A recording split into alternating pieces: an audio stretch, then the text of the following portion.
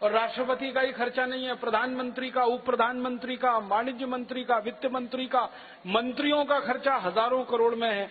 जितना विकास पे खर्च नहीं होता उससे ज्यादा तो इन मंत्रियों और अधिकारियों पे खर्च होता है। मैंने एक दिन पूरे हिसाब निकाले थे, राज्य सरकारों के मंत्री, राज्य सरकारों के अधिकारी, राज्य सरकारों में एमएलए, केंद्र सरकार के मंत्री, केंद्र सरकार के अधिकारी और केंद्र सरकार के एमपीज, इनका पूरा साल का खर्चा 3,21,000 करोड़ का है। और हमारे लोगों के विकास का साल भर का खर्चा मुश्किल से 1 लाख करोड़ रुपए का है। लोगों पे खर्चा 1 लाख करोड़ कंधों पर, क्या जरूरत है? इसको तो उठाकर फेंक देना ही पड़ेगा, इस व्यवस्था को तो अब बदल देना ही पड़ेगा। बहुत दर्द दिया है इस व्यवस्था ने, बहुत दुख दिया है, बहुत तकलीफ दी है। अब ज्यादा दिन हमसे बर्दाश्त नहीं होता, क्योंकि बर्दाश्त की भी एक सीमा होती है। वो सीमा अब लोगों की टूट रही है, धीरज लोगों का टूट रहा है। अब इसलिए लोगों का संगठन बने, ताकत खड़ी हो इस व्यवस्था को बदलने के लिए। हम वही कोशिश कर रहे हैं भारत स्वाभिमान की तरफ से। और पहला प्रयास हमारा ये है कि लूट का पैसा जो नेताओं ने रखा है अपने नाम से, ये भारत में वापस आए। आप बोलेंगे कैसे आएगा? 4 रास्ते हैं इसके आने के। पहला रास्ता है संसद के द्वारा प्रस्ताव पारित करा के इस पैसे को लाया जाए। संसद में प्रस्ताव क्या कराना है? एक लाइन का प्रस्ताव कराना है कि जो धन भारत के नेताओं ने लूटा है पिछले 62-63 साल में, वो धन भारत की राष्ट्रीय संपत्ति है। और राष्ट्रीय संपत्ति के लिए नियम यह है कि वो राष्ट्र की बैंकों में ही रखी जा सकती है। विदेशी बैंकों में रखना उसके लिए कानूनन अपराध है। तो हम संसद से ये प्रस्ताव पारित कराना चाहते हैं। इसके लिए परम पूजनीय स्वामी जी रात दिन प्रयास कर रहे हैं। आज सवेरे मेरी फोन पर उनसे आधा घंटे चर्चा हुई। इस विषय पर बहुत सारे एमपी से बात चल रही है, प्रधानमंत्री से भी बातें हो रही हैं, अलग अलग लोगों से बातें हो रही हैं। किसी भी तरह से ये संसद में प्रस्ताव आए, और ये प्रस्ताव जिस दिन संसद में आएगा तो आपको सूचना होगी, जानकारी होगी। आप जरूर देखना टेलीविजन पर, और आप ये देखना कि इस प्रस्ताव का विरोध कौन कौन हरामी नेता कर रहा है।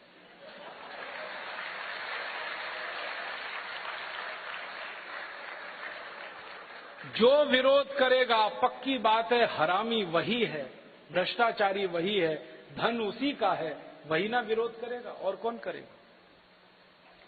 जब हमको पता चल जाएगा कि ये विरोध कर रहे हैं प्रस्ताव का, तो हमारा संकल्प है कि हम उनके चुनाव क्षेत्र में जाएंगे और उनकी सारी पोल खोलेंगे कि 20 साल पहले इनके पास टूटी साइकिल नहीं थी, बाप दादों का छोड़ा हुआ 1 रुपया नहीं था, आज हजारों करोड़ इन्होंने स्विस बैंक में रखा, आया कहां से?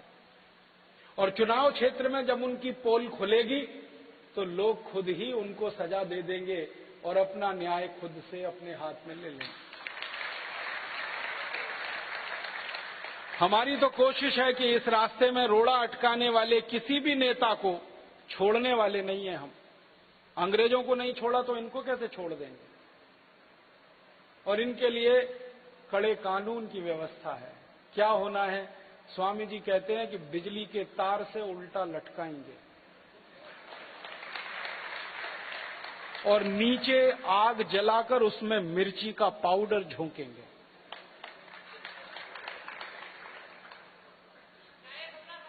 होगा। आप और मैं जब एक साथ मिलकर खड़े होंगे तो सच होगा। जब अंग्रेजों को भगाने का सपना सच हुआ,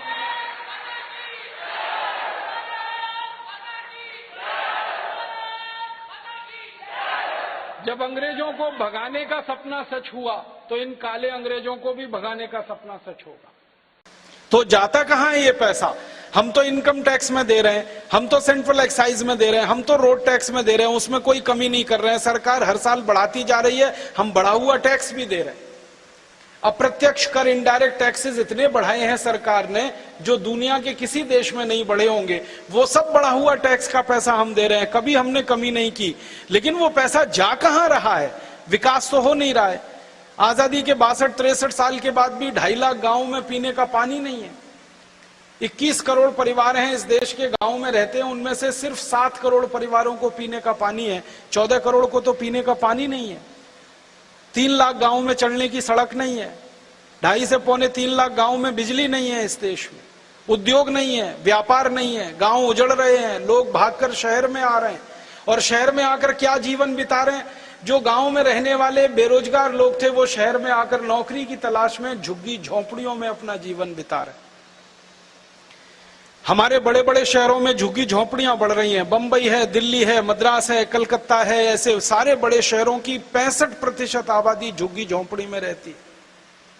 65%, आधे से ज्यादा शहर हमारा फुटपाथों पर सोता है, झुग्गी झोंपड़ियों में सोता है। उन झोंपड़ियों में लोग रहते हैं जहां बारिश का पानी टप टप टपकता रहता है। उन झुग्गी झोंपड़ियों में लोग रहते हैं जहां कीचड़ में कीले बिलबिलाते रहते हैं। उन झुग्गी झोंपड़ियों में जहां आप नहीं जा सकते नाक पर रूमाल रखे बिना, वहां लोगों की पीढ़ियां दर पीढ़ियां गुजर जाती हैं, शादियां होती हैं, बच्चे होते हैं उन्हीं झुग्गी झोंपड़ी। इन झुग्गी झोंपड़ियों में रहने वाला है कौन? तो पता चला गांव का विस्थापित किसान, मजदूर, कारीगर, जिसको गांव में कोई काम नहीं मिला वो शहर में आ गया कुछ रिक्शा चलाने के लिए, रेहड़ी लगाने के लिए, वही है जो रहता है। और आजादी के बाद इसकी संख्या लगातार बढ़ रही है, कम नहीं हो रही है। इसका माने विकास कहां हो रहा है? मैंने तो देखा है कि आजादी के 62-63 साल में विकास अगर हुआ है तो नेता और अधिकारियों के घरों में हुआ है, उनके परिवारों में हुआ है, देश में नहीं हुआ। मैंने हिंदुस्तान के कुछ नेता और अधिकारियों की जन्म कुंडली बनाई है। जन्म कुंडली से मतलब वो नहीं हॉरोस्कोप जो ज्योतिषी बनाते हैं, मुझे नहीं आता ज्योतिष ज्ञान। मैंने तो दूसरी जन्म कुंडली बनाई है, वो ये कि ये व्यक्ति नेता बनने से पहले इसके घर में क्या था और नेता होने के बाद क्या हो गया। अधिकारी का इस पद पर आने से पहले कितना धन संपत्ति था, होने के बाद क्या हो गया। अभी तक लगभग 420 नेताओं की जन्म कुंडली तैयार हुई है। अब ये संख्या ही ऐसी है तो मैं करूं क्या उसका। लगभग 420 नेताओं की जन्म कुंडली तैयार हुई है। एक एक नेता की एक छोटी सी जानकारी देना चाहता हूं, वो ये 20 साल पहले किसी के पास भी टूटी साइकिल नहीं थी घर में, और इतने पैसे नहीं थे कि वो चाय पी सकें अपने जेब से पैसे निकालकर। और आज 20 साल के बाद एक एक के पास 20,000 करोड़ से ज्यादा की संपत्ति। मैं बिना नाम लिए कहना चाहता हूं आपको, आप सब होशियार हैं, तुरंत समझ जाएंगे। महाराष्ट्र में एक नेता है जिसके पास 20 साल पहले फूटी कौड़ी नहीं थी। अगर पुणे से बंबई आना हो तो बस का किराया नहीं था उस नेता के पास। आज उस नेता के पास बंबई से पूना के बीच की हजारों एकड़ और लाखों एकड़ जमीन है, अकेले एक नेता के पास। अकेले एक नेता के पास हजारों लाखों एकड़ जमीन एक व्यक्ति के पास। 20 साल पहले एक नेता था मुंबई में, दादर रेलवे स्टेशन पर भाजीपाला बेचता था। भाजीपाला समझते पालक, मेथी वगैरह वगैरह। आज उसकी संपत्ति खाली मुंबई में 28,000 करोड़ की है, सिर्फ मुंबई में। 20 साल पहले एक नेता था नासिक में जो सिनेमा का टिकट ब्लैक किया करता था। आज उसकी प्रॉपर्टी 22,000 करोड़ की है महाराष्ट्र। सभी राज्यों में नेताओं का ये हाल। मेरा जन्म उत्तर प्रदेश का है। वहां थोड़े दिन पहले एक अधिकारी पकड़ा गया, सीबीआई के चंगुल में आया, जो उत्तर प्रदेश सरकार का चीफ सेक्रेटरी रह चुका है, अखंड प्रताप सिंह। उसके घर में छापा पड़ा, 480 करोड़ रुपए की संपत्ति निकली। मैंने अखंड प्रताप सिंह का, वो यूपी कैडर का, आईएएस कैडर का अधिकारी रहा, तो कैडर की फर्स्ट पोस्टिंग से लास्ट पोस्टिंग तक की पूरी तनख्वाह जोड़ दी मैंने। वो 84 लाख रुपए बैठती है, उसके पास 480 करोड़ की संपत्ति कहां से आई? और 84 लाख की जो तनख्वाह बैठती है उसमें बीवी बच्चों का खर्चा, पढ़ने का, पढ़ाने का, रहने का कुछ तो हुआ होगा। अब उसकी संपत्ति 480 करोड़ कहां से बैठती? ऐसे अधिकारी और ऐसे नेता एक दो नहीं है, हजारों में है। और हमने अंदाजा लगाया है, हमारे देश में एक रिसर्च एंड एनालिसिस विंग करके संस्था है, एक सीबीआई नाम की संस्था है। एक एनफोर्समेंट डिपार्टमेंट है, इन सबके मिले जुले आंकड़ों से अंदाजा लगाया है लगभग 80,000 ऐसे नेता और अधिकारी हैं जिन्होंने लाखों करोड़ों रुपए लूटा है इस देश का, और लूट कर भारत में नहीं विदेशों में जमा कर रखा है, स्विस बैंकों में जमा कर रखा है।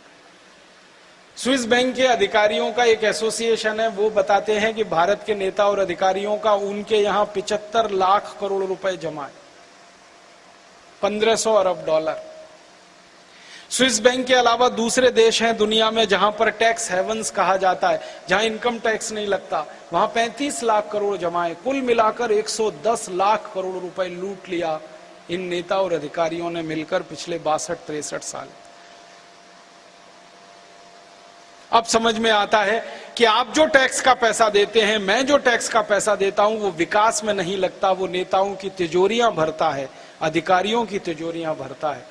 और नेता और अधिकारी इतने हरामी हैं कि किसी भी स्तर पर नीचे उतरकर आपके पैसे को लूट सकते हैं, इतने हरामी। आप तो मध्य प्रदेश के रहवासी हैं, नागरिक हैं। इस मध्य प्रदेश में बहुत दिन पहले एक दुर्घटना हुई थी, भोपाल में गैस कांड हुआ था, उसमें 17,000 लोग मर गए थे। सुप्रीम कोर्ट ने कंपनी के ऊपर मुकदमा करके कुछ पैसे वसूले थे, 1500 करोड़ रुपए, और बांटने का आदेश दिया था सभी नागरिकों को जिनके घर में मृत्यु हुई है। ये नेता और अधिकारी उसे भी खा गए। आप कल्पना कर सकते हो, हमारे देश के नेता और अधिकारी किसी का कफन बेच के भी खा सकते हैं, इतने निकृष्ट और नराधम किस्म के लोग हैं।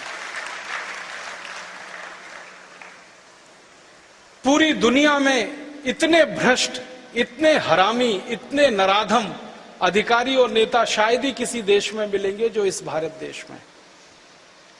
दुनिया में समय समय पर सर्वे होते रहते हैं। अभी थोड़े दिन पहले एक सर्वेक्षण हुआ, पता किया गया कि दुनिया में 200 देश हैं, किस देश की नौकरशाही, किस देश के अधिकारी सबसे ज्यादा भ्रष्ट हैं और किस देश के नौकरशाह और अधिकारी सबसे ज्यादा ईमानदार हैं। वो सर्वे की रिपोर्ट कहती है कि दुनिया का बहुत छोटा सा देश है सिंगापुर, वहां के अधिकारी सबसे ज्यादा ईमानदार और कर्मठ हैं, और दुनिया का सबसे बड़ा देश है भारत, जहां के अधिकारी और सबसे ज्यादा बेईमान, सबसे ज्यादा निकम्मे। वो मैं नहीं कहता, अंतरराष्ट्रीय सर्वे की संस्था कहती है। दोस्तों, सबसे पहले तो चैनल सब्सक्राइब करें, फिर लाइक, कमेंट और शेयर करें, और हाँ, हमारा एंड्रॉयड ऐप डाउनलोड करना ना भूलें।